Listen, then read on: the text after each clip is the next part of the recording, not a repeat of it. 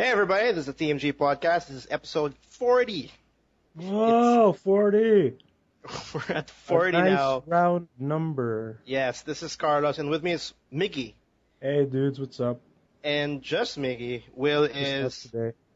Will is not here for this episode. He is currently in one of the islands in the Philippines. He is attending a wedding, and he's actually attending my cousin's wedding. So EJ, congrats for getting Oh, wow. Yeah. So It's a small world. it's a very small world. This is a podcast about everything video games. We talk about video games pretty much every week. There's an episode every Tuesday, and we do it all the way here. We're actually from the Philippines, and this week it's actually a very eSports filled week, meaning the Dota 2 Invitational, and that's pretty much the big worldwide tournament that if you win that, you actually earn $10 million. Yeah, so that's happening. Also, what's happening is the Evolution 2014, which is the biggest Yeah, boy. fighting game tournament in the world, which is happening right now in Las Vegas, It's Nevada. Vegas. Yep. It's one of them hotels. One of them rooms in one of those casinos. It's usually like a Caesar's Palace or whatever. One of the big hotels. It's happening there. Were you paying attention to this? Because I didn't even know like both these big events were happening in like 1 week. I mean, I found out I just found out like 2 days ago, to be honest. I found out about Evo last week, and I was like, shit, Evo is next week? Yeah, I wasn't paying attention. I was actually thinking, like, oh, man, it actually makes sense. Evo does happen around June, July, and But like every year, like last year and every year before, I'm like, oh, Evo's next week. But now I'm like, Evo's next week? Shit. And I had no idea. It's happening right now. I think day one is done. Day one is done. It's a Saturday right now, July 12th. And sadly, Probably happening right now. It's happening right now, but sadly, if you guys are listening to this, it's already over. Yeah, it's over. Because we release an episode every Tuesday. So hit the descriptions. We will definitely give you the links for the final results. I'm not too sure if I want to give my predictions because if it's really that bad. One of the big top eighters is already out for Street Fighter, so... Yeah. Well, we'll talk more about that in a bit. We'll give you a heads up on what happened in the first half because day one's done. I think day two for the Evo is going to be like the Ultimate Marvel vs. Capcom pools. And then, wait, let me whip up the schedule. Because the day one, they had Tekken Tag, Ultimate Street Fighter, and I think they also had your favorite game right now, Migs. Yeah, they're running Melee. No, Injustice. Also Melee. Oh, that. Yeah, they have both of that like happening, which is kind of sick though. Watching that wasn't pro-ish. Yeah, it's a whole other thing. They got better. Because like first year of Injustice at Evo was kind of butt. Yeah. But now they got a whole lot better. No, but I'm sure that's Capcom like itching like, dude, put Smash Brothers on your World Tournament seriously. Like we have a new game coming up in the end of the year. We kind of deserve and this one something is supported by Nintendo. Yeah. Officially. So Thank God. Yeah, that's really big. But yeah, before we all talk about esports-ish, I want to talk about a little bit of Wolf Among Us because I just finished it. The 5th episode, the final episode, hit the first day of this week, and when I finished it, when I did episode 5, I kind of banked episode 4. Like when I finished episode 3, I just decided episode 5 will definitely show up eventually, so I decided to bank episode 4, and then once the finale releases, I'll just go straight up 4 and 5.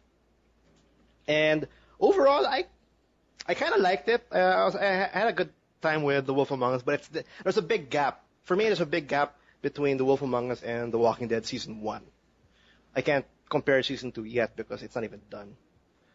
But definitely, if I have to compare the two, because The Wolf Among Us, which is based solely off the comic or the graphic novel Fables, is like fairy tales, a gritty version of all fairy tale characters. Yeah, it's a gritty tale of all the fairy tale characters. We're talking about Beauty and the Beast, Red Riding Hood. Little Red Riding Hood and the Big Bad Wolf. Yeah, Little Mermaid, Snow White, all those characters.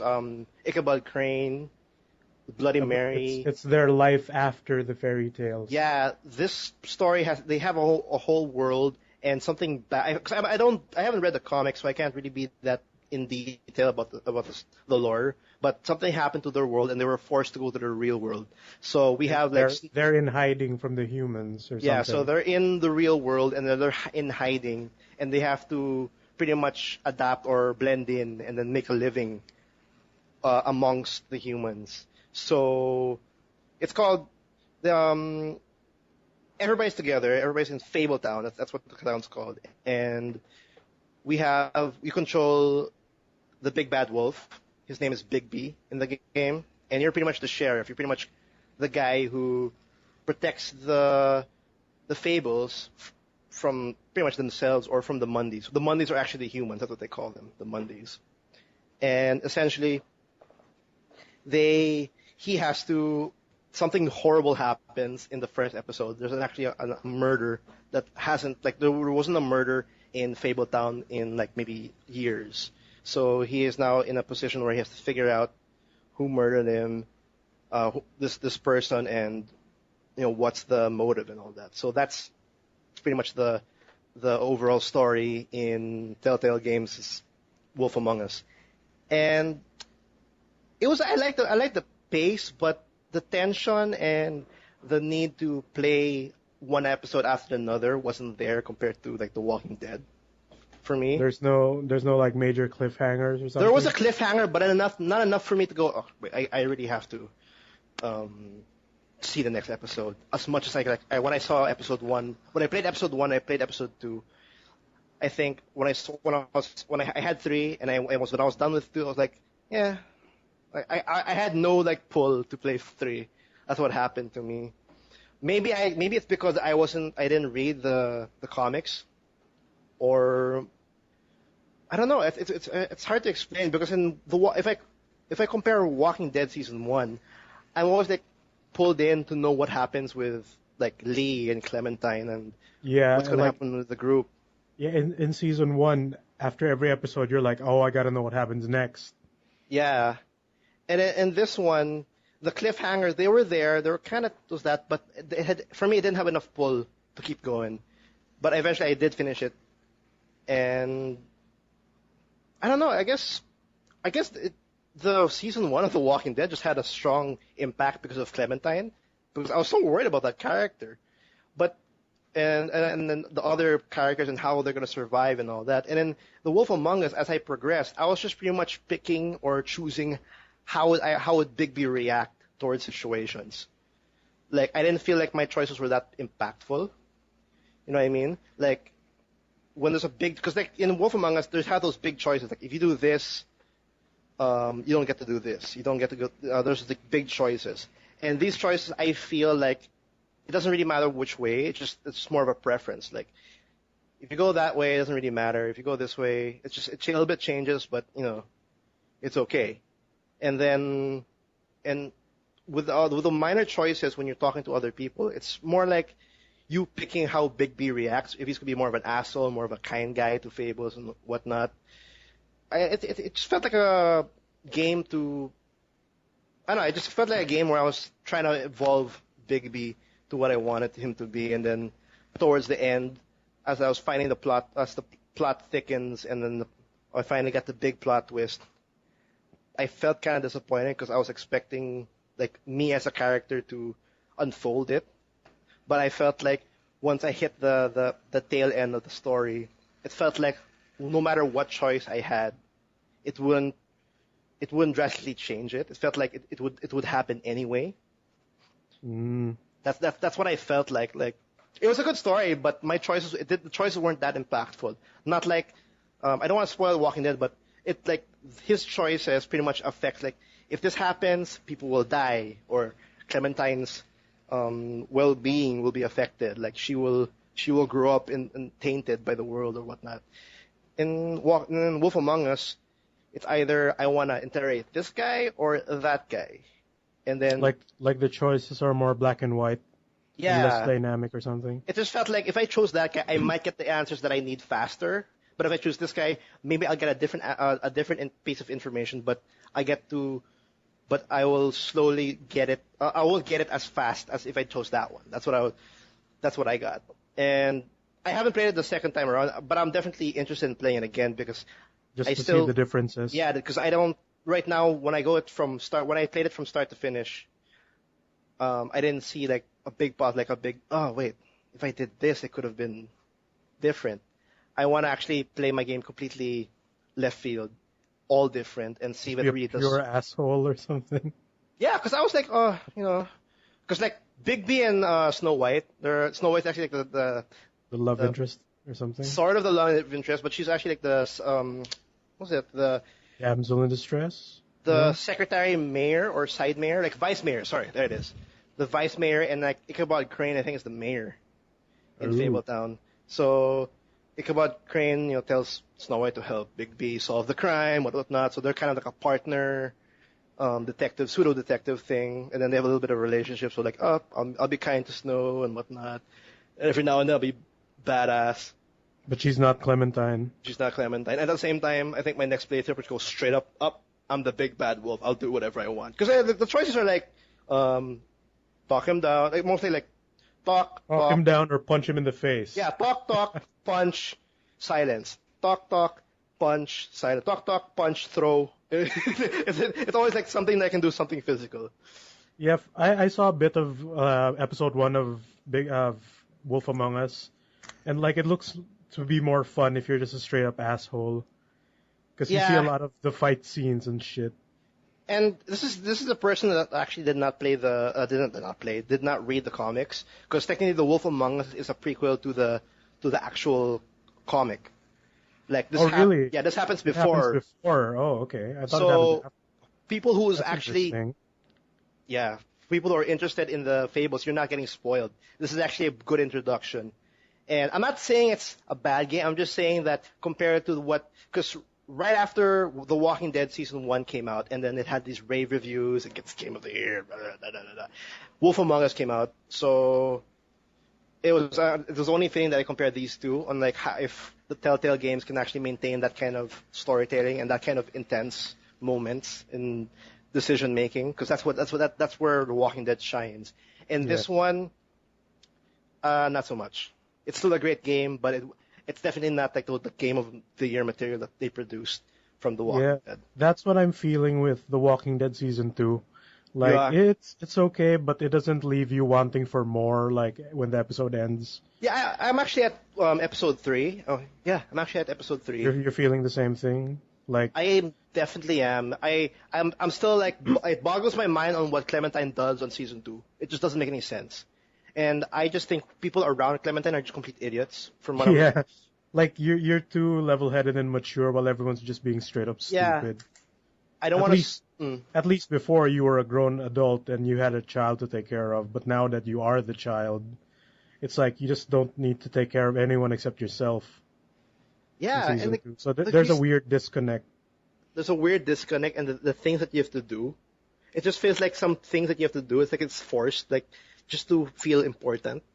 Yeah. Like I don't want to spoil it, but it's like they force the kid to do this just to feel important. Whereas I don't think Clementine had to do that. I think Clementine could have done something more, like something on the side, just like what kids would do. Like they would support the survivors some way, but not really be the lead. Because I feel like they were forcing the lead too much.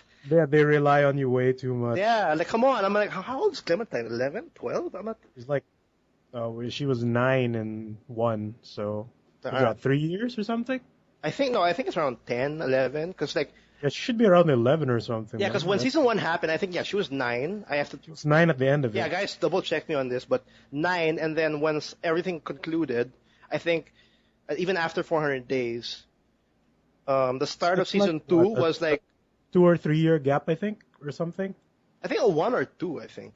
Because when you start with, I'm not gonna name characters, but like when you start. And then the bathroom scene happens. That felt like a 2 week. No, but it's like half a year after the bathroom thing, or like after you get separated from what's her name. Yeah, but before the bathroom was 2 weeks after the season 1. I guess 1 year because pregnant. Oh yeah, okay, no, maybe 8, 6. It was like what? Pregnancy is like 8 to 9 months. give or take. Let's say about 2 years or something. Yeah, Two and a about half. 2 years. Yeah. So yeah, with season two, I don't want to judge it just yet, but it's definitely like season one starting to come out as a pure gem for Telltale Games. Like the Wolf Among Us was great. Season two is okay actually. It's just okay. But it's not walking. It's not season one great. Yeah, it's not season one amazing actually. Um, it's not. I guess we'll have to see. Yeah. All right, I finally have a reason to buy Wolf Among Us because I want to get it when it's complete. Yeah, it's actually complete now. So All five can episodes buy are it out. now. Yeah. And for Walking Dead season 2, we'll just have to wait and see. We'll just have to wait and see. It's still of a hidden. It's still. I'm not too sure about There's the 2 hidden. episodes left. They can still fix everything. Yeah, they can still fix it. It's definitely tense though. Like the choice I had to do in season two was tense. But again, it just felt confusing because you're a child that you have to make these kind of decisions. The Wolf Among Us, it's still a great game. I'm not. It's just my comparison between Telltale Games is great, which is season one. Because when I was done with Wolf Among Us, I wanted to read the comics already. I'm actually reading it now. It's a very interesting lore. I just love the idea where Snow White, Little Mermaid are trying to get by in the real world and all that. And like how the big bad wolf is actually the good guy. And Yeah, shit. he's the sheriff. He's actually the detective. Like Beauty and the Beast is actually they were once rich and high and mighty, but now they're having a hard time pay rent. Those kinds of things were actually pretty cool. And yeah, It's gritty and shit. I love it. so The Wolf Among Us. What about you? What have you been playing this week? I've been going back the more old school route and playing a ton of Mega Man X4. Wow, you've been playing like old school, like even since last week. You were playing Power Quest last week, I think. Yeah, because there's a purpose to this. Because I have shit planned for these things. Oh, you're YouTube. What? It's a series? Power Quest. I said Power Stone 2. Fuck. Yeah. I'm sorry, I don't know the game. God. It's such a weird title then. So Yeah. I've been playing a lot of Mega Man X4. Last week I was playing X Ultimate Armor Run Okay. because this is like my practice mode for when I do a proper LP because I don't wanna fuck up, right? Mhm. Because people don't want to see people fumbling on the internet. They want to see the good skills and all that. I don't care. I'm mostly basing all of my runs through memory because I played this back in the day. All right. So I'm seeing how much I remember without resorting to a guide for like looking for all these heart pieces and sub tanks. And surprisingly enough, I remember a lot from Mega Man X4. X4, I think, is one of the best one among that whole series, the X series. Yeah, it definitely holds up, and It's the most memorable one, for at least for me. yeah, it's the first 32-bit Mega Man X game. Yeah. It had those anime cutscenes with the really bad voice acting, the "What am I fighting for?" and everything like that. So yeah, I beat the Ultimate X run, which was the game is surprisingly easier than I thought it was, like compared to idiot past Miggy from the 90s. Because I remember that game being really hard. No, I think it's because it was like way back. Because even when I played I remember playing X4 like 2 years ago, and I did remember some of it. But yeah, I had that little nostalgia. Like, wait, this was kind of hard before. Maybe Yeah, I remember it being much harder than just now. You're killing dudes with pure Buster runs and shit.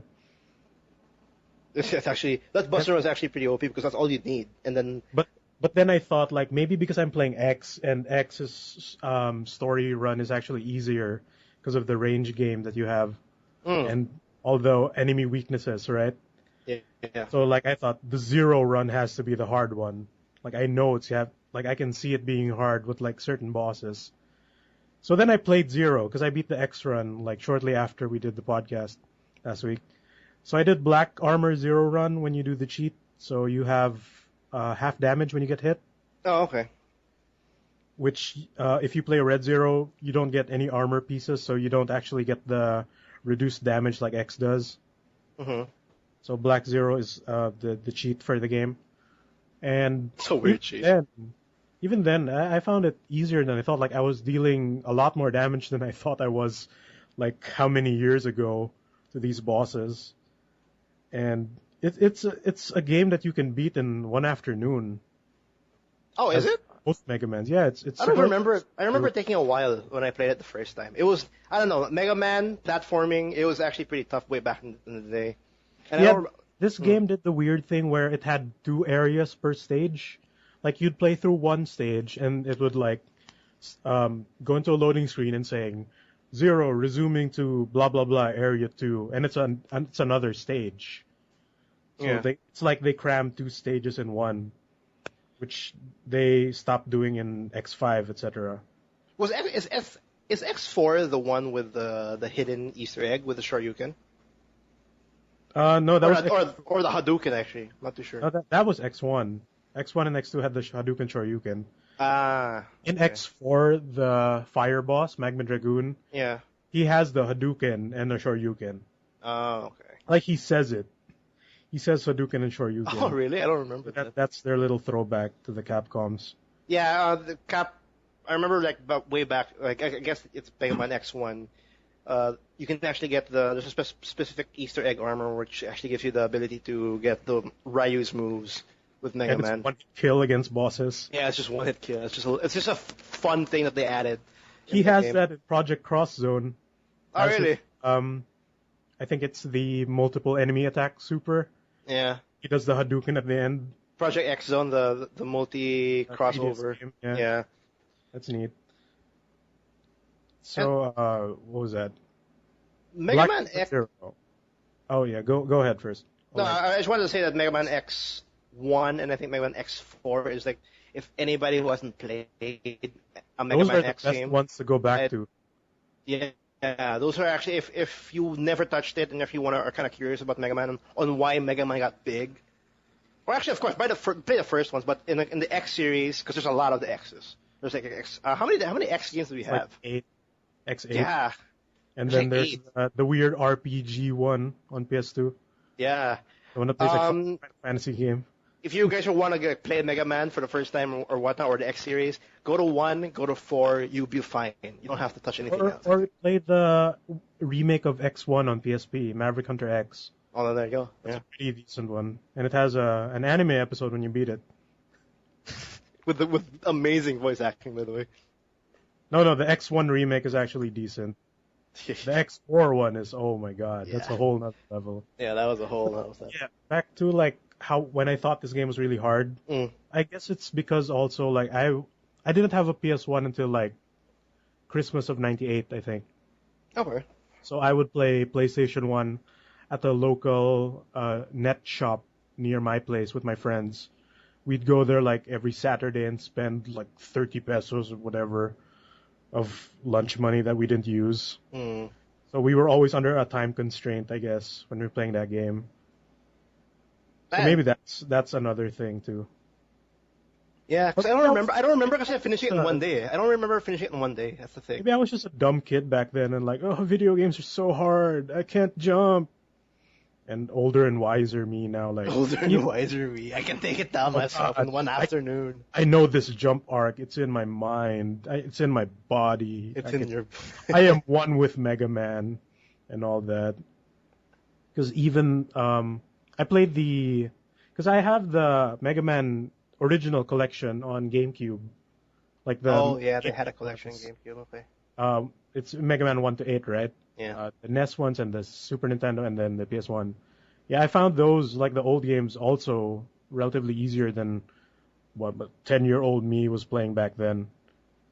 So I guess that's just the thing. Like, we're all dumb kids before, and these games are a lot easier than we thought they are. So rose-tinted glasses, dudes. Well, in fairness though, when I was a kid, when I was playing Mega Man and even Mario, I was not good at those jumps. Like half the time, I'm like fumbling on the damn jumps. I just die from some pit.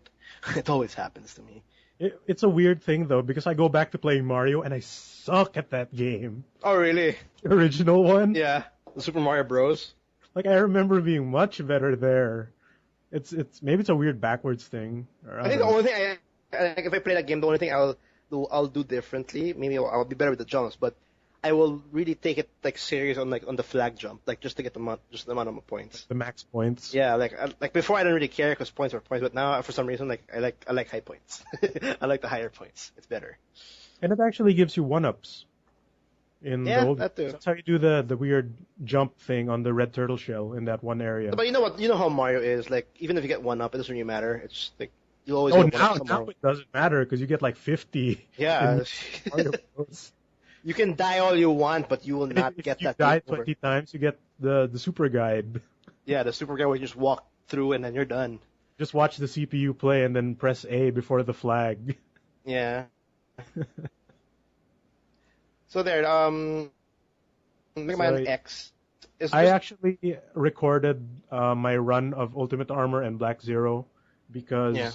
I was testing a different capture device because I was playing on the PS1 and the PS1 outputs at 240p or 240i and modern capture devices cannot recognize that anything below 480. Yeah, I'm sure that was a hell of a thing to go through because that's like I have another transmitting PS3 footage alone to like a live feed or a PC is actually hard enough. I mean, it's not an easy thing to do. then you have And to then, deal with all these old video signals. yeah, and what more? Like you have to take care of the PS1 like format and whatnot. So Yeah, so I'm gonna do a proper LP of X4 normally with both characters. yeah, And I recorded the old runs testing footage, but I'm actually uploading them to the channel, just no commentary. cool. Because it also ended relatively short, like it's a 2.5 hour game, even with the cutscenes. 2.5 hour game? I think. Probably even shorter if you're just No, really. then it should be a 1 hour. Because I remember when I was watching the speed gamers doing games like quick. I forgot what it's called. The Speed Gamers event. Like I think they did Mega Man X4 like I don't know an hour or two or something. Yeah, you can do it in an hour, because like a stage on a boss can be done in like 5 minutes. Yeah. Even faster if you're just really good. Because, yeah, that's fine. Yeah, that's awesome. It's really short. And those cutscenes, even though they have shit voice acting, they're still fun to watch. Yeah. Like, I wouldn't trade them for anything else. Like, what am I fighting for? And you get to see Zero beat Sigma with a lead pipe, yo. Yeah. Spec the pipe. I'm sure that's where they got it for Hagar. But yeah, that's another story for Hagar thing. It. What else have you been playing? Or you want to jump into the main meat of this episode, which is pretty much eSports? I got a thing, because before I went to Tacloban, what was that, Okay, like fine. 3 weeks ago? Something? I got a new smartphone. I finally balled up and got a smartphone so I could stop bitching about not having a smartphone. It was a toss between that or the new Hori arcade stick, so I thought Okay, so you're now Among Us. Yes, I am now the smartphone Among Us. Okay. I can be those assholes who don't talk to people at public gatherings and just look at their Smartphone Among Us. That might be the episode title for this. smartphone Among Us. Yeah. So I'm assuming you're talking about this because you played a game. Yeah, played man. so you played a Tetris Blitz or something? Yeah, I talked about 2048 last week. Yeah. Was it? And Yeah, you did. This week I got Hitman Go. Yeah, the reason why I want to mention it because I've been eyeing on that game. I just never bothered installing it. So what is up with Hitman Go on So, I think this on game- Android and iOS? Yeah, Android and iOS. It's $2, I think, or something. I can't remember because Oh shit! You have to pay for it. Okay. yes, I thought it Square was Enix doesn't free. like the word free because they're assholes. Yeah, they don't. And they're the most expensive games in the market. I don't understand. Yeah, and they release games, broken, like Final Fantasy VI. Good job, Yeah. dude. Well, No, but anyway. Hitman Go is one of their better mobile releases because it's better than Hitman Absolution. Because Hitman Absolution wasn't great. So like That's saying a lot. That's actually the latest game in the franchise. yeah, so a mobile game is better than their big AAA title. Your phone game is cooler than your AAA Yeah. title that cost $1 million. That's actually So- a $2 game. So it's set up like a board game. Like stages are set up like board games, and you have your little Hitman figure, and you have figures of guards around the board. Like each stage is set up like a small board game, and the game has lines where you can move around, Yeah. and they have things like stationary guards and guards that move around. and it's it's like a dungeon game where you move once and everyone moves along with you. So it's one of those things where you have to plan out your movements so that you don't get caught. Because if a guard runs into you, you're dead. Or if the stationary guards are facing one direction, if you go in front of them, you're also dead. So you have to plan it out so that you walk into them when they're not looking, or you just walk into them before they walk into you. So you take So them if you out. get caught, there's no chance of you like recuperating from that, recovering from that like alert phase or No, whatnot. if you get caught, you reset the stage and you Okay. start from the beginning, because it rewards you like, you know how Angry Birds rewards you with stars and all that junk. This one has like objectives where you like get the briefcase, or don't kill any of the guards and reach your objectives, or beat the stage in X number of turns or less. Okay. Yeah. So it rewards like replay value, and these points help unlock the next board, which is like the next stage. So like the first tutorial board is a mansion, where you have to start from outside of the mansion into the tennis court, into the swimming pool. The first stage is set up where you're going into a mansion, and that's a tutorial world. And it's like you start from outside of the mansion, you go into their backyard, you go through the tennis court, go through the swimming pool, until you reach your target kill, which is like the second to the last stage, because the last stage is the escape from the mansion. Okay. That's pretty cool. Then those points you get by completing objectives in the stages help unlock the next board game, which is a different area. So it's pretty neat. It's more true to the older Hitman games where a stage is a building essentially, right? I don't Like know. I have a hard time getting through it. I just have a hard time with like stealth games in general. So yeah, it does this little thing where there's no disguises and everything. It's more like go the most stealth thing you can do, aside from going behind or beside the guards where they don't see you, because they can only see directly in front of them. And there are things here like you can pick up a stone and throw it at these points, and it'll make like a box of sound that widens. And if guards hear that, they'll run to that point. Or you can go in a bush where if enemy unit passes you while you're in the bush, they won't see you and they'll go past you. It's visually, it's just a board game. That's what it looks really good, considering like you could if you see screenshots, you'd think it's a real board game sometimes. Yeah, that's what I'm seeing right now. Like just to get a picture of what you're explaining right now. And the guards are all color coded. Like the yellow ones will move at a straight line back and forth. Okay. And I'm guessing the red does something different. The red is your like main target, your main kill. Okay. And like the blue guards don't move, but they look in one direction. So if you go into the point in front of them, they'll attack you and take you out. So it's that thing. It's pretty neat. It's those objectives where beat this stage in 20 turns or less are quite the challenge sometimes. Is this a good game like on the go? Yeah, man, it's perfect. Go? It's perfect on the go. Like that's why this is pretty. It's a really solid. Like it's a good game. 1 minute to like infiltrate a whole mansion section or whatnot. Yeah, it depends. Depends on how hard the stage is, because they can get pretty tricky. Like I'm at the second to the last stage of the first area, and I'm trying to do that, beat the stage in 20 turns or less, and it's hard, man. Or maybe I'm just dumb. Like I couldn't beat Mega Man X4 when I was. No, 10, dumb or not, it's just the fact. Like I think they still win in that aspect because they gave replayability. They have one level or maybe a couple levels being played over and over just because there's a challenge there, and you kind of like, I want to beat it. Yeah, your OCD takes over. Yeah, like, your OCD takes over, and then I gotta get those 3 stars, man. And then all of a sudden you've played this game, like you played this level 15 times, and technically, if the developer makes you do that, that's actually a win for them. That gives a lot of value for a $2 game. I don't know if I want to buy a $2 game. I haven't bought anything in the iOS store. It's easier to get on iOS if you don't have a credit card, because DataBlitz sells those prepaid iTunes cards. Yeah. Yeah. Which Android does not have. So if you're on Google Play, you need a credit card, which sucks. Wait, so you're also Android, right? Yeah, Oh, so you just went through that whole, okay.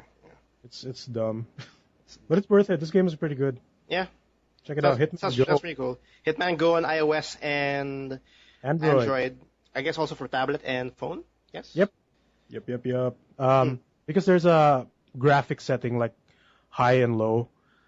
So if I have a Cherry Mobile quad core, like a 1.2 gigahertz, whatever quad Yeah. core. So it can run high quality fine, but then the frame rate chugs a bit. So I had to set it on low. But yeah, even the cheap phones can run this game. It's not very graphics heavy, so anyone can play it, yo. I'm sure. I hope because I have like an iPad too. So. hopefully Yeah, that- iPad 2 is hella decent. You can run that shit. Hella decent, but Hearthstone's laggy as shit. On iPad. I don't know why. I'm not too sure if it's just RAM or it's just the internet connection, but I see the limit. But when I play Infinite Blade 2, it's fine. I don't understand. Why? And that's I an don't Unreal know game. why cards are so heavy duty. That's what I'm saying. It's at the Uh, highest resolution possible, maybe, or something like that. HD Something, sprites, yeah. man. All right, moving on. Let's talk esports. Esports. Because Evo, like we mentioned in the start, is happening or is actually done. And oh shit, yeah, everything's done. But anyway, Dota 2 is also happening, but it won't be done. It's actually gonna end on the 21st. Like there's tons of games happening in the Dota 2 Invitationals. It's actually pretty crazy. But whoever's like interested in seeing like high class Dota 2 play, hit up their Twitch channel. I'll put the description below all the links that you need to get updated. It's whoever wins that's 10 million. 10 million. 10 million. Oh, That's like one of the biggest that's a prizes. lot of money. That's a lot of money. Thank you, crowdsourcing. Thank you, people. Now what? For- Even if you divide it by all the teammates, like what? So 5? Yeah. Wait, how many of them? Like 5. No, 5. Well, technically, a team will comprise of, like, of course, the 5 players. I guess there's a manager, believe The it or not. manager, then whatever cut Whatever the team. sponsor takes or Yeah, whatever. whatever the sponsors, because like we have like people that have names on them. Jeez, that's still a lot of money. That's no matter what. Even if you get $1 million for yourself, that's a lot of money already. a lot of money. For playing a game that takes 1 hour of your life per match. You know what I mean? So Yeah, but then the training they do go through is like how many hours of their lives gone. It's not Oh, easy. yeah. Dude, So pro that's something. players, and I'm sure also fighting game players, they are like in camps. Like they play the game 24/7. They get shit done. They get stiff stuff like memorized, and like this is what we do if this if this matchup happens, stuff like that. Imagine Dota 2, not like in Street Fighter, like it's like one against one person, right? And you have to like, understand that person. No, it's a team versus a team. The You team have to, effort. yeah. It's And a then whole other thing. it's a whole other ballgame. And these two players, these other teams are playing different characters with different playsets. Like it's completely different for like if you do basketball, NBA 5 against 5.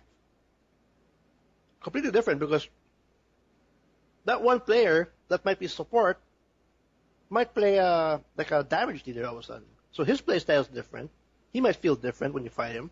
So there's so many elements in Dota 2. It's not easy at all, and that's the reason why the MOBAs are one of those games that has such a high learning curve. It's not friendly at all. Were you ever like a fan of mobile games? I am not actually a fan of the mobile games, but I did try the tutorial of Dota 2, and already then I could see how hard that game can get. Mm-hmm. Like you have to micromanage even that dumb little horse that buys items for you.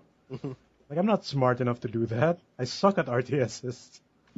But I can see the appeal and like how hard the game is. I can appreciate what these kids go through, man. So this 10 million thing is really, like, whoever wins deserves it. And I think Valve only like contributed like to $1 million or $2 million. Something like that. The rest is all crowdfunded. Mm-hmm. And that's crazy. We talked about a while ago. Pretty much when you buy something in Valve, you contribute to the overall pool, and it's just overall amounted to 10 million. 10 million plus. I'm not too sure if it's flat, but that's just crazy. It's still ongoing, so you guys can check it out. I don't want to give you the whole rundown, but what these guys go through is very, actually hard, very tough, very mentally and physically. It's very tough because it's an hour per match, and they're like, "Where's that in the website?" That's It a says lot of here, stress. An hour of It's stress. a lot of games. There's a lot of games because I think in the tournament, there's gonna be a minimum of 120 games played over the course of 4 days. 120 shit. Dota matches. So that's and at minimum you have Dota matches up to 40 to an hour. You know what I mean? So that's a lot, Yeah. that's a lot of games played. That's very tiring and exhausting. Like I'm seeing the results as of what's this, day 2? I think. Yeah, I think it's day 2 of the playoffs. Like Evil Geniuses, it's based on brackets. Like the more wins you have, like just like in soccer or like in World Cup, like Yeah. the more wins you have, you'll be in a higher bracket. Like for example, Evil Genius is now 10-3, 10 wins and 3 losses. That's 13 games in 2 days. In That's a very crazy. crowded scene. It's very insane. So props to those guys or upcoming pro gamers who are thinking about going for this big prize. I haven't experienced that, but I'm definitely sure it's very hard. It's not an easy thing to do. Props to them. Yeah. They're a big tournament that was happening, If a which is 2-minute another genre. if a 2-minute fighting game is already taxing enough, just imagine an hour. And for a manager behind you stressing the idea, and actually one of the players is actually a team captain. So imagine that kind of pressure as well, being a captain or whatnot, leading a team. Like Barking it's orders. insane. Yeah. Getting yelled at by the manager. Like the documentary, the free-to-play documentary where you can watch in Steam, which pretty much gives you an idea on what the players go through in these kinds of big tournaments, like what they're going against, what they will lose if they win, like what happens. It's very interesting, and I don't know, props to them. Just really props to them. But the fighting game community as well, though, it's cake. It's still hard. You know what I mean? It's still a mental problem. Oh, yeah. Like, even though each match is like maybe 2 minutes or 3 minutes. It's still hella stressful in a fighting game. It's a lot of. Yeah, and I remember. I think it's for fighting games. It's because all of those reactions need to be done in really short bursts, like at a shorter time. Because like in MOBAs, there are periods when you're just waiting around, right? Like you walk back and forth waiting for the creeps to grind enough gold, etc. So, unlike in fighting games where you're constantly watching your opponent and constantly No, thinking. this one you'll always constantly be in the. Yeah, each I think hit matters and each clutch. Yeah, like your mind is constantly working. Like, oh, is he gonna do this? I'm gonna throw this We pretty much footsie. turn the tables. I gotta land this combo and not drop it, etc. Yeah, I gotta show off. Every now and then, yeah, those players like, I'll just do this really cool one because I already connected and all that. It's very stressful. You've already experienced tournament play. I've experienced tournament play.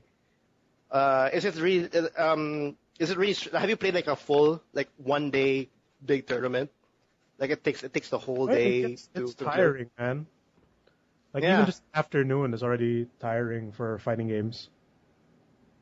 Because I remember joining the so to speak, like unquote, nationals for Street Fighter way back. I think 2 years ago. I Like the joined with a Southeast couple of Asian, friends. whatever qualifiers. No, not here. Southeast Asian. Maybe the Philippine, like what we consider the Philippine national tournament, where all like, because we had actually Cebu players come in, people from Bikutan, like they have actually like, this is the Bikutan crowd, this is the Iloilo crowd. Like, well, we actually had that. It was actually interesting to see. Like we had different people coming in, and I joined it, and then we had Street Fighter, Ultimate Marvel's Capcom 3, Mortal Kombat. Now there's this other game I forgot. But I think those were the 3 main games, and there's one more. And it was tiring. It was like maybe 300 people in like one room. It was so hot. It was so tiring. We started up, I think, at 10 in the morning. I registered up. I went with a friend, and I didn't see him the whole day because we were playing our games. And the pressure was there because Street Fighter, when I registered, I was going against maybe 300 plus players. Because all those people, as much as they were playing Ultimate Marvel vs. Capcom 3, Mortal Kombat, Street Fighter was the main thing. Everybody was there for Street Fighter. It's just they also registered for Ultimate. They also registered for Mortal Kombat. So essentially, that day was just a Street Fighter fest. And we had pools. We had those traditional EVO, like those really big tournaments where we need pools in order to hit the top 16 or the top 32, I think. I'm not too sure. And that was stressful because when I saw it, like, holy shit, I have to go through a bracket before hitting the main bracket, which will lead you to be the winner. And I was thankful enough. I played Chun-Li, and thankful enough I was actually able to be the top 2 players in my bracket or my pool, which led to me hitting, I think that was the top 32 but I was already at the loser's bracket at that point, so that last fight after, if I won that, I would have been in top 16, but I was at the top 32 at the end. And that was very stressful, like, just thinking that one more round or, like, just one more bar will pretty much eliminate you completely out of the tournament. That was just, I had, like, goosebumps the whole time, which made me miss my combos, miss my openings at the same time. And I was fighting what we considered my how do I say it? My bad matchup, I guess. Because my last matchup pretty knocked me out was Nakuma. And the other character that knocked me into the losers bracket was Nakuma. So technically Akuma knocked me out like 2 in a row. Because before I even fought Akuma, I was just straight up win. I was fighting like maybe Bisons, Guiles, Ryus, and all that. And all of a sudden Akuma just knocked me out of the floor. Just cleaned me. But it was tiring because once it was done, I remember just sitting down, putting my arcade stick in the floor and just like get a breather and then get a drink and just like, I'm free. And then I just didn't realize the time. I didn't realize the time. I was done at 4. No, it was up to 5. I thought it was like close to 5. I didn't know the time. I was like constantly moving from point to point because I also joined Ultimate for the fun of it. I didn't make it even to the pools. But but also that's another thing. Imagine the players that actually cross game.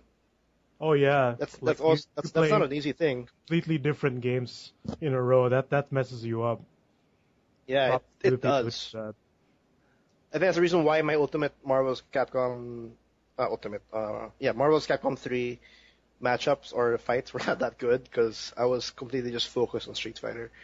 It's when I was just playing it for fun, and then it just didn't really work out because Phoenix is not cool. But yeah, it's tiring. But it was exciting. It was fun. It was a lot of fun. I like watching the top 8 like happen with like live, and everybody was like cheering and like one side was going for that Akuma player, and the other side was going for that. I forgot who was fighting, but it was very exciting. Have you experienced anything like that? Like the really huge tournaments in anything? It doesn't have to be a fighting game, but like that competitive level, that atmosphere. Not yet. Not like a really big tournament yet. Like the biggest siguro would be just watching the streams and getting personally excited here. But you play Injustice in a tournament level. Have you experienced that kind of like it takes, like, or is the Injustice scene not big enough to be like me top 13, me top 32, top 16, stuff like that? It's hype in its own way, but then there's not a lot of us here that play Injustice. So, but we can see when sick shit happens on screen. Yeah. Then it's just us going, oh. That's another thing. The hype, the screams, and all that. It's here. They have it here. We actually have a really good community, Pinoy 2D fighters. I'm not too sure how active they are because I haven't been playing in a while. But they're awesome people. They are very talented. If we just have a little bit more exposure to the actual players in other countries, they would be like world contenders for me. But they just need a little bit more experience on like fighting Daigo or Xian. Or, I don't know, Mike Ross maybe? I'm not too sure if he's a world contender, but we just need experience. We definitely have great players here. Going back to EVO 2014, it's like in day 2, day 1's done, and day 2 is currently done already? Oh yeah, it is done. They were showing replays. Day 1's done. Day 2, I'm not too sure if it's gonna happen right now as we're recording or I'm gonna stay up for that because Day That's 2 will Marvel. have finals for some games. Oh yeah, let me whip up the schedule. I Like, wouldn't have bother giving the schedule because this will be done once you listen to this. We'll just give you the Yeah. results. So, So what where is it? Day 2 will have Injustice finals, the games that will not be on the main stage. So I'm gonna stay up Yeah, for that. Injustice. Is Smash is also in the finals? I know their semifinals are done. Yeah, I think The Smash Smash. is today. I mean, Day 2, rather. Yeah, I think also. Plus, that's you know, another interesting game. Huh? oh yes, Pro Smash is different, man. It's a different thing to watch. It's crazy. It's Yeah, also Super tiring Smash to Brothers. watch. It's only a couple of buttons too. It's like 2 buttons, 3 buttons, I think. No, To it's like 2 attack buttons. Then you can either press a button to jump or press up. But then like the inputs are so tight in Melee, and you see what they're doing on screen. Like I'm getting tired watching them. yeah. Like those edge hogging techniques and those fake outs. Those are crazy. Like I never thought you could do that before. Watching Pro Smash is different. It's just different. And was that and my character in Super Smash Bros. Was actually Sheik, and I saw a couple of Sheiks play in the live stream. Yeah, like that's Yeah, awesome to see my character like at And high edge tier. hogging, that's crazy. Dude, Like he's half a character, and he's actually like never considered. switch out, right? Yeah, he never switches out. I never switches out. That's like, I watched a bit of pools of Melee yesterday and a bit of Tekken. mm. And it's pretty fun. It's nice to watch fighting game tournaments again because I haven't watched them in a while. I get hyped a lot. Well, I won't. Whoever are Tekken fans, do not hate me for this, but I never liked watching Tekken competitively. It's just not that entertaining for me. It's hard. I don't know. Maybe it's the commentators. I'm not too sure, but if I put Street Fighter and Tekken side by side, I find much more entertainment just watching Street Fighter. The Capcom dudes are better commentators for sure. Like Yeah. I like they're more hype, and I guess they're bigger personalities as well. But if you know how Tekken works or like how some characters work, it Yeah. can get good. But then I only really tend to watch Tekken at top 8 as like also because the matches tend to get really long as well. Really, no, really short. Actually, right now Tekken Tag Tournament 2. I mean, Tekken Tag. Oh, but it's like I think you need to win twice, 2 games, and each game is first to 3. Oh, it's a different. Okay, it's a different format. That's 5. That's a long thing. Yeah, just to match up the whole quick matches. Yeah, 'Cause you can. and it's 2 life bars because you have 2 characters. Sure, you only need to kill 1, but they can still switch around. Yeah, And you can heal still up. switch around, and pretty much it'll come out as a 1+. You have to worry about Yeah, 1+ and bar. Tekken footsies are a weird thing. Like once they get far, they just like wave dash for a Yeah, while. they Fine. wave dash all the way, and then there you go.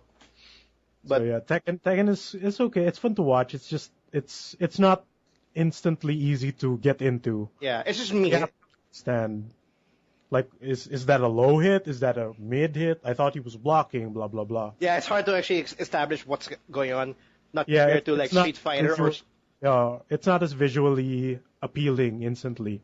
You have to know how the game works. You really have to know the game. And I think, well, I don't know, for me, Street Fighter seems to be much more an easier way to understand. Street Fighter is easier to appreciate watching. Yeah, because you know, like, oh shit, that guy's getting comboed because he got hit by the low. You can see that the low happened. Or the guy jumped over and then he just blocked on like the wrong way, and you can see it visually. Tekken, it's hard. It's like pretty much, it's really hard. It seems much more If you different. don't understand how that move works, then you just don't know sometimes. You just don't know. And then that's another game we have to also mention, which is Marvel vs. Capcom 3. That's just, it's hard to understand because so much shit is happening in that game. Happening on screen at the same time. Yeah, it's not because you can't understand it, it's because you can't see what's going on. There's so many combos flying over, characters flailing their arms everywhere, and then you just don't know what happened. All of a sudden someone won. And you don't know why. Even the commentators sometimes don't know what's going on. Yeah. Like Yipes, right? The Marvel 2 guy. Mm. Yeah, He's just confused at times, like, what the Yeah, hell like is he that? goes, something happens. He goes, "What was that? What was that?" Like, Rewind that shit. Like that doesn't happen. Like that shouldn't supposed to work. Why is it working? It's very unpredictable. That's why I still even with Marvel vs. Capcom 3, I still put Street Fighter as a much more entertaining medium But Yeah, like even if you don't understand Street Fighter, you can appreciate it by watching it yeah, because everything is so clear in the visual aspect point of view. and this also translates to Injustice, because I think Injustice has a good speed and pretty much the same format for Street Fighter, like overheads, lows, and whatnot. So Injustice is also a game that's actually easy to appreciate in terms of like, oh, that guy did something awesome. Yeah, Whatnot. Injustice is more fun to watch even if you don't know, like, not more fun, but it's fun to watch even if you don't know how the game works. But then it has those moments where you just don't understand what's going on sometimes Oh, really? unless you play the game. Okay. Yeah, because like this is a low even though it doesn't look like a low, or you have projectile overheads, right? Yeah. And the visual feedback is very unclear sometimes, like block strings that are not block strings. You know, Yeah, they have that. They have those like infinite or block strings that you just don't think it that works. aren't actually block strings. Yeah. It's that game. It's Injustice. Yeah. So Injustice, whoever doesn't know that, check it out. It's DC. It's fun. It's a DC fighting game, and it's a very fun game. It's a very surprising game. It's actually one of the best fighting games to come out last year. Oh, And yeah. I hope they get more support, even if like Mortal Kombat 10 comes out. Is it slated for next year, Mortal Kombat 10? I guess depending on when it comes out. If it comes Yeah. out, or if it comes out too late, it might not be. I hope I see more support, or actually a sequel to this, because Injustice. Oh, I think we're found- getting one. We are getting one because you think we're this- getting one? Huh? No, because Injustice made more money than MK9, just for the characters alone. Oh, like, okay. Aside In from terms of- being okay. aside from it being just a good game and a good fighting game by the Mortal Kombat guys, and MK9 was good. This sold more just because it's DC. Like a lot of casuals bought this because I can use Batman, I could punch Superman. Actually, yeah, we got a lot of that. I actually got a lot of friends like, "Hey, you want Injustice?" Like, dude, I fucking love this game, and I play it. They're just pressing any button. They're just having fun. They're with it. bashing it. They're having a good time. Yeah, But, like, and which is okay. It's like we have those people that just enjoy it just for the sake of like fighting. It's fine. And there is the mobile game for Injustice, so that helped, I guess, the sales of the console because there are people who started with the mobile game. Which grinded it for like the costumes and whatnot. No, like there are people who say like, "Oh, you play Injustice? I play Injustice too. Who are your characters on your team?" I'm like, "I just use Lobo." It's like, what?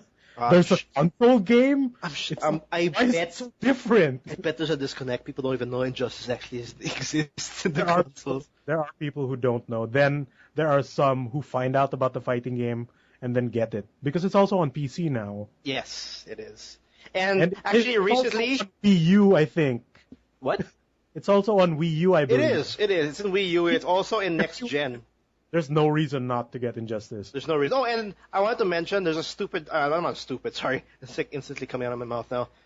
There's a Injustice. I think the complete edition.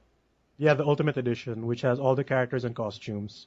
Yeah, I think it's an awesome deal because you get a crap load of that. It's actually pretty cheap. It's not quite cheap. It's like regular full price brand new game. At least what I've seen. Not 1.2. Oh, anyway, it's worth getting. 1.8 at least or something. But Yeah. I think if you get it brand new, you get like the soundtrack, which has songs from Depeche Mode or whatever. It's bizarre. Okay. What the fuck?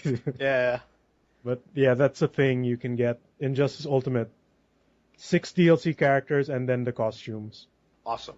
I want to go back to Evo because I want to. It's day one's done, and I want to. We should mention the top 8 for day 2 because I have this. You have it ready because like for those who don't know the names, we will try to make it a little bit familiar for you guys. But for those who know, this is what it is because it's actually pretty shocking result in my eyes. It's pretty shocking.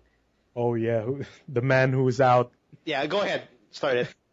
So Daigo, the Beast Umehara, known for his third strike, full Chun-Li super parry and comeback. Yeah, which I'll put in the link below to understand. Well, I don't think people will understand it even if they see it.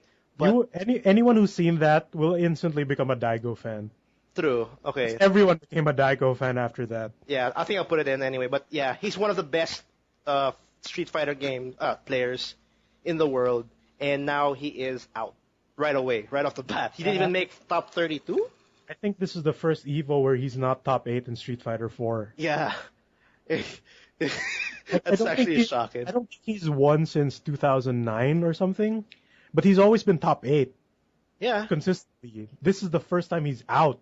He of top actually 8. dwindled. Me. He actually dwindled for like up. He's not anymore winner. Up top 3, top 8, and now he's not even there. It's been figured out. He's not even top 16. I think. Oh, I don't know man, if it's, I don't think he's top 16. That's just day one. Yeah, that's just day one. And the reason why we're being shocked is because it's a good thing. I think I'm considering it as a good thing. Why? Because it's not anymore like one country or one person dominating a scene or like a Street Fighter scene.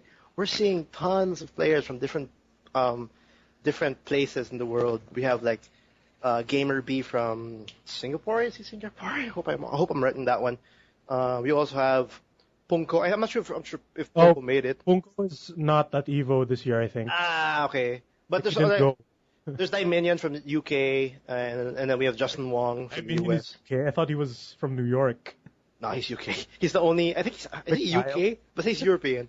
And we also have Xian, who is actually the previous Evo champion from last year. Right, Evo champ, the Gen player. The Gen player. So I think it's a good thing because we're seeing so many new faces with like top level play or top level skills that match like Daigo Mahara now. So he has to win it. He has to really earn it.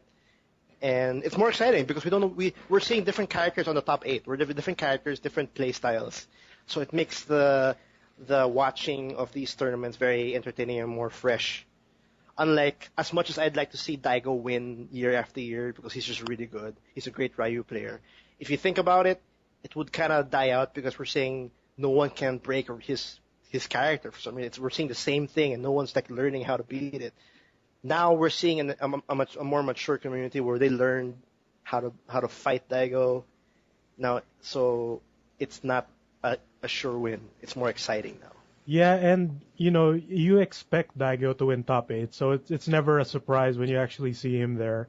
Yeah. Now so it's a complete. It gets kind of old. Now, like it's up for anyone now. Now there's a spot that someone else can take. No, so who's what's the result at this point? It's again, I'm sure it's over now, but we're talking about it. I don't know. I haven't checked any of the pool results. Okay, no, I have it here. I don't think it's done. I don't think it's complete. And I think Shan is out already. Again. Yeah, like he's the previous Evo champion. He's already out. I even think Justin Wong's out. I think before we jump out of like Daigo getting kicked out go ahead. Fighter, I think it's because of character familiarity now. Oh yeah, I forgot to mention that. Because, like you said, he was using Evil Ryu all throughout this time, and he's usually just Ryu. And even last year when he used Yun, Yun, he wouldn't really win with Yun, or like not as impressive as he would win with Ryu. Yeah. So I guess he's not as familiar as because he's played Ryu since Super Turbo. Yeah, he's actually like the top Ryu player.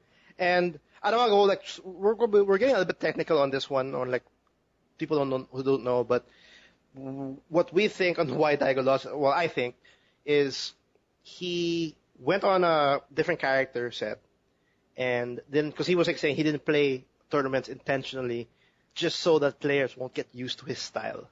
Like he intentionally did that, and then he just hid in his cave or whatnot and just kept on practicing just for Evo. But I think it kind of backfired for him because he's playing a completely new character and he has never tested Evil Ryu on the US players or the Japanese players or other players and really get a feel if his playstyle will work. You know what I mean? Because I think it's also because since he's played Ryu for so long that he's memorized every single thing that character can do. Like even when he stops thinking. Yeah. Like I know I'm gonna hit this range when I do this. Like Ryu is an extension of Daigo. And when I was watching some of his matches as Evil Ryu, he missed a couple of chains and a couple of links. He has not mastered Evil Ryu as much as I'd like to think he did. Like he does a combo and he tries to connect his ultra, it doesn't connect, and then people are like, oh my god, it's actually pretty shocking because one of the persons that knocked him out into the losers bracket is It's actually a Filipino champ. He's the F-champ. F-champ, knocked him out. He's actually a Filipino. He plays Dalsim. He still plays Dalsim now? Dude, I haven't checked. High prop guy, man. But he plays Dalsim, and I don't know the matchup with Evil Ryu and Dalsim, but I'd expect, since it's also Ryu, it would be pretty much cake. But I don't know. Phil Champ got it out of the, he pulled a fast one. Got Daigo into the losers bracket, and then there we go. Some other guy knocked him out. Some unknown guy, actually. In my head, he's pretty unknown. Well, I think Daigo might also be getting bored of using Ryu, which is why he's trying to switch it up. Yeah, I commend him for that. So at least that should be a thing. Yeah, at least he's doing something different now. But it's not really a bad thing. It's more of a shocking thing. Yeah, he would get kicked out this early. Yeah, it's not like oh it sucks anymore. It's actually more exciting because if this list is correct in Shoryuken, we have the evil champion of last year already out. We have Filipino champ already out. Micross out. Daigo out. Infiltration out. Oh wow! So many Gamer B is already out. Oh wow! Justin Wong's already out. Dominion's already out. I don't know who's left. Fudo's still there. Momochi's still there though. Oh okay, those are strong Japanese players. But Latif is out. I think Ricky Ortiz is still around. Oh, Latif's Viper. Yeah, he won at some point, right? He won at some point. It's gone now though. I'm sorry. We're throwing names that you might not know because we're really following the Street Fighter community, and it's very interesting. But we love fighting games. We do. Much. If you guys are interested, I think I will put the final results and the video, like the final matches, and hopefully they're exciting enough for you to understand why watching these games is actually pretty entertaining, like esports matches. Street Fighter is very easy for me to say. It's easy for me to recommend people to watch it. Aside for other games like Dota or MOBA games. Like I think I said a couple episodes. It's not friendly to learn. It's also not friendly to watch because it's so much things happening.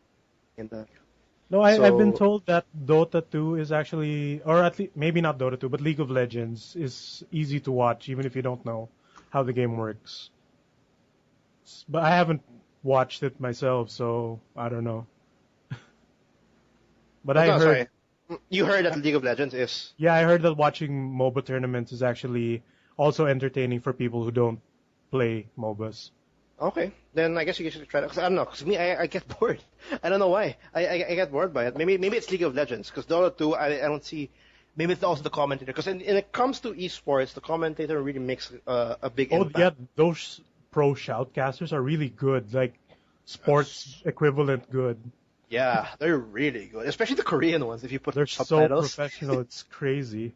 Because if you actually watch like one of those like StarCraft 2 commenters from Korea and all that, and they put subtitles, and then the way you can see the subtitles very nonchalant, very calm, but their screams and their excitement and their energy, it's like he's screaming on top of the lungs. It's just very simple words that he's saying in the translation. Have you seen that Clueless Gamer episode with who's that? Conan O'Brien, where he shoutcasts at the Dota 2 tournament, I think, or League of Legends tournament. It was so awkward. Like the two commentators with him were being so professional, and Conan was just quiet for most of it. Then he'd make a bad joke in between. It's so awkward, but like wow. I like the fact that Conan's just like getting into the whole gaming thing because he was in E3 this year. He makes those damn Clueless Gamer reviews, which is pretty hilarious. And he gets paid to do that, man. They ask him to do that. It's amazing. He gets paid to just be a fucking asshole, and I love it. I really love it. Clueless Gamer's great. Yeah, but yeah, in terms of esports, watching it, I highly just check it out. You might just have a kick out of it. Like it's turning out to be it's just as entertaining as watching an actual sports match. Yeah, if you can't watch top 8, like if you don't know enough that you feel confident to watch top 8, watch the finals, or at least like the top 4. Watch the top 4. Yeah, that's where it gets heavy. Maybe I'll watch more Dota 2. Maybe I'll watch more League of Legends to see if if it's really that entertaining as what you say. But from what I experienced, really professional. Yeah.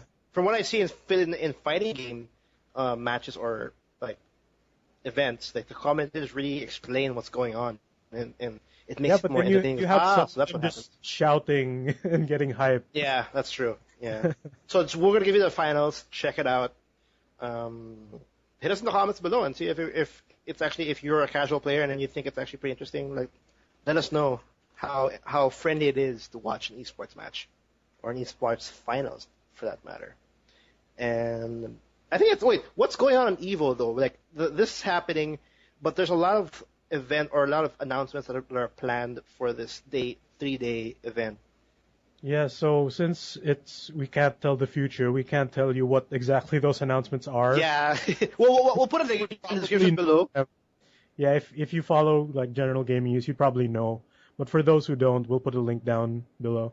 Yeah, because this is what's gonna be revealed. So go ahead. So they said that Ed Boon tweeted, I think yesterday, that he will reveal something about Mortal Kombat 10. We can assume it's a new character. Or a bunch of characters. After the Injustice Finals, which is for day 2. Or later. Yeah, for later, for like 3 a.m. for us or something. Yeah. And then Harada from Tekken fame also tweeted that he's going to reveal something, I think also on day 2. Which is the Tekken, yeah, he's a Tekken creator. And who knows what it could be, man? Maybe it's an update for Tekken Card Battle or something. I'm just hoping it's freaking Tekken X Street Fighter. That's my huge hoping guess. I really want to play that. Yeah, it's crazy. Because if no one, for those who don't know, Capcom and Namco had maybe a joint partnership with these two games where Capcom will create. It's still active. Like we know this concept isn't quite dead yet. Like they'll make it eventually. I hope it's just now. Yeah, because Capcom already Street Fighter X Tekken, which is the cross-up between Street Fighter characters and Tekken fighters. And then Namco was supposed to make Tekken/Street Fighter, which is pretty much Tekken again versus Street Fighter characters, but in the Tekken field, which is like 3D dimensional. It's not anymore 2D. That engine. Yeah. So hopefully, Harada, that's what you're gonna announce. Hopefully, it's in the description below. Announce. Yeah. So what else do we have? They revealed a new character that'll be coming back for Killer Instinct Season 2. Oh, which is I Maya. have it in the tab here. Yeah, Maya. I don't know who that is. Do you know the new character? But she looks hot. The new character art looks hot. I'm down for that. I like seeing sexy video game characters that I can punch or whatever. Okay. And Sakurai said he's going to reveal something for Smash Brothers on Monday. So after all of this. After all of that. Yep. Yeah, Nintendo also has something for Evo. Yeah, they are officially down for the Smash Brothers being at Evo now. That they're sponsoring it? Or if not sponsoring, they're supporting it. So Smash Bros. Melee is on day 3, which is over when you're hearing this. But it's just that though, like we mentioned like how entertaining watching esports is. Like we forgot to mention Smash Brothers. Is it? I watched a couple of matches. Like I'm just doing rebound, sorry, because we forgot about Smash Brothers. But is it entertaining? Have you watched enough like matches to like to deem it as a worthy watch for like a casual? few years ago, back in college, I heard about wave dashing in Melee, like before Brawl came out, and I've never heard about wave dashing in anything before. What is wave dashing? Just for it's canceling your dash animation into something and then dashing again, or at least canceling certain actions to make it so you're moving at a really high speed. So yeah, so the end result is, well, correct me if I'm wrong, the end result is pretty much your character moving faster into your overall high mobility with the ability to do anything after that instantly. Yeah. So in Melee, when you air dodge, when you press the block button in the air, you can control the trajectory that the character moves in. So you can either dodge stationary, you can dodge up forward, up down, left and right, etc. So what you would do is you would jump and immediately air dodge downwards. So when you do, the character goes into a quick crouch state, then you immediately jump again and then air dodge down again over and over. And so they would like poof of smoke dash to one direction. And they can do that repeatedly in either direction and fake you out, etc. And since they're short jumping, they have access to any of their air moves instantly. Wow. So like that's the first time. That's the first time I encountered wave dashing, and when I saw it, like, it opened up a whole new perspective for me. Like, oh And my it's god, not an easy thing to do, from what I this looks remember. so pro. Like seeing Fox do it, like, oh shit, so fast. And Fox is actually one of the top players, I think. I remember. Fox is the fastest character in the game. Oh yeah, there you go. Yeah. She made him even faster. So. So yeah, that's my first introduction into quote unquote pro Smash Bros. Mm-hmm. And I've seen like after that I watched maybe a few combo videos of pro players doing Smash Bros. And that's already some crazy stuff that I never thought was possible in that game. Because Smash Brothers is a game where it's not meant to truly have combos, but it's like improvise anything as long as you hit the guy. Like that casual aspect na you make your own combos essentially. Yeah. Uh, And it I don't know. I watched a couple of the matches. It's actually pretty entertaining. It's different from But when it's you play different. it normally, right? Yeah. Like, you see characters like dashing and faking out each other. Like there's such a big mind game in Smash Brothers, and the inputs are so tight for a game that's essentially easy to control and so casual. Like Yeah. the play is just so different. Like it's It's fun to so watch. tight, and well, the controls are simple, but yeah, there's a bit of deep understanding on how Yeah, to make it. the edge hogging that they do in that game, it's like I have a hard time doing that myself, and they constantly do it perfectly, and so Yeah. they're faking out too, so they're watching their opponent while doing all that. Yeah, being a pro gamer is not an easy thing, not even if you play Super Smash Bros. It's also apparently it's also a pretty very deep learning curve. But And like it's fun to watch, but then matches tend to go so long as well, because I think they play on stock at either do. 4 or 5 lives each, and there's a 4-minute timer or something. yeah. So like sometimes you see people just laming it out the entire time. Like they would scrape off 30 seconds just faking you out. Because when you edge hog, there's a bit of invincibility. So like they would just keep doing that and like out footsie you in the corner and just eat time as much as they can before they kill you. So a lot of matches tend to play out near the end of the 4-minute mark. So I'd say just watch top 8 of Smash Brothers instead of watching pools. But it's fun to watch as well. Okay. It's a bit too meta for what it is. So with Evo, is there anything else in terms of the announcements that we have to mention that will most likely be in the descriptions? As far as I know, that's it. But That's about it. Yeah. I guess they would like for the fighting games that are coming out, they probably have a playable build there sometime somewhere. Yeah. They So have that. People are gonna talk about those games, maybe. Evo 2014 is big enough to the point that developers or previous developers actually send demo versions of their upcoming fighting games into the tournament for viewing or for like an exhibition match. Yeah, exhibition or casual play. Yeah, because they know how big fighting game community is as we go through the years. And they want this community to they want to learn this game and eventually become a pro player for it. Like I think a couple of years ago we had like PlayStation All Stars jumping Evo in order to get some. They were there for 1 year when it came out. Yeah, before it came out and stuff like that. So we also had like Skullgirls before it came out. It also had like an exhibition on Evo. Like it's not only a good tournament, but it's also a place where some developers who are fighting game enthusiasts to throw their game out there to the community they actually cater to. So that's actually pretty awesome. And it's a 3-day tournament, a 3-day event actually. It's 3 days. This year it's happening on the weekend, Friday to Sunday, in Vegas. It usually happens at the same time around this month, June or July. Yep. So that's a yearly thing. Evolution, man. Evolution. And if they don't announce like fighting game news at Evo, there's always Comic-Con. Yeah. Because they also bring those fighting game builds there for some reason. True. For esports, that's a lot. I apologize if we went a bit too deep in terms of the names and whatnot, but I assure you, check out the descriptions. We'll throw out the final vids in the descriptions, and hopefully you'll understand on how hype esports can be, especially the fighting game community. Dota 2 is still ongoing, so if you wanna catch up on what's going on in Invitational, just hop up. We'll also put another link for where to watch all the streams, because Dota 2 the Invitational will happen from technically it'll end till the 22nd. We'll have finals on the 22nd of July, so you still have time to catch it up.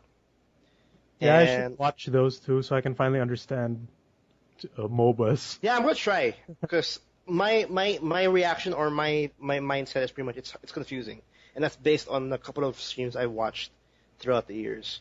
So I will try to watch the Invitational because this is them being all pro, I guess, quote pro, and we'll see if it's gonna be entertaining. And in the news side, it's actually not that light. It's really just like esports. There's nothing that newsworthy to mention, but I'd like to just do a quick announcement, like a quick news bit announcement. Like, for example, like if whoever are watching or waiting for Lords of the Fallen, we actually have a release date. So I'm just gonna throw it out there really quick. It's coming out on PS4, P, and Xbox One, 31. So if you guys are checking out on this Nordic Demon Souls-ish game, it's officially coming out on October 31. So just wait for that. Also, Gearbox Software, the guys who made Borderlands 1 and 2, they're making a MOBA, speaking of MOBAs. So, yeah, it's called Battleborn, and they have a release trailer and whatnot, and I can't really say much about it, but for sure it's already confirmed it's a MOBA. It's 5v5 battle arena, and I don't know. We'll have to see. It's still in its early stage. It just got announced. I don't want to say too much about it yet, because when it comes to Gearbox Software, as much as I love Borderlands, they're still one of three for me. People are raving them as really good developers, but you gotta remember that it's just Borderlands, and they messed up Aliens, Colonial Marines, and they messed up Duke Nukem. I forgot the name already. Duke Nukem Forever. Yeah, Forever. Yeah, see. So I'm not that thrilled of them actually jumping on bandwagon, which I think will fall off soon, which is the MOBA scene. No, I'm not bad off completely, it'll disappear, but more like the hype will just die down eventually. So they're making that. And another quick announcement. Cliff Bleszinski, like we mentioned last week, he has a new studio, which is Bosky, and he now revealed what he's working on with the studio. It's a free-to-play shooter. And how he described it as, it won't be a pay-to-win, but the skilled players will have reverence for their godlike abilities. That's really quoted from me. So I don't know what that means yet, but it's going to be a free-to-play. It's called Blue Streak. Does it speed by like Sonic the Hedgehog? I don't know. It's a shooter, though. That's shooter. weird. We'll see. This guy knows how to make shooters. He knows how to make shooters. It's definitely a shooter, but it's a free-to-play shooter, and I know there's a Korean company involved in this. I have to double-check on this yet. But he's definitely going to hit the free-to-play market. And I hope he's true to when he says it's not going to be pay to win. I hope. Yeah. But then again, it's a free-to-play is another place or another market that's super saturated. Free-to-play, the word, is just not true anymore in my eyes. I'd rather pay full or maybe $15 to play the game rather than have a free version of it at this point. So hopefully, maybe it'll throw ads at you in the middle of the match and block your screen. I hope not. I hope not. Cliffy B knows his thing, so hopefully it comes out good because he's out of retirement now. He's not doing a Gears game. He's out of retirement for 1 year. Like his 1 year of retirement and he's out. Yeah, it's so stupid if you put it that way. It's so stupid. I'm out of retirement after 1 year. That's so stupid. Anyway, yeah. And all right, just finish your thing. No, that's about it. That's about it for the news bit. That's pretty much the newsworthy. I got one bit of news. It's fighting game related. Oh, okay, go ahead. Skullgirls Encore which is the non-Konami published version of Skullgirls that came out on PS3 and Xbox 360, Okay. is headed to PS4 and PlayStation Vita this year. Oh, that's actually good news. Wait, there's no Xbox One talk? Nope.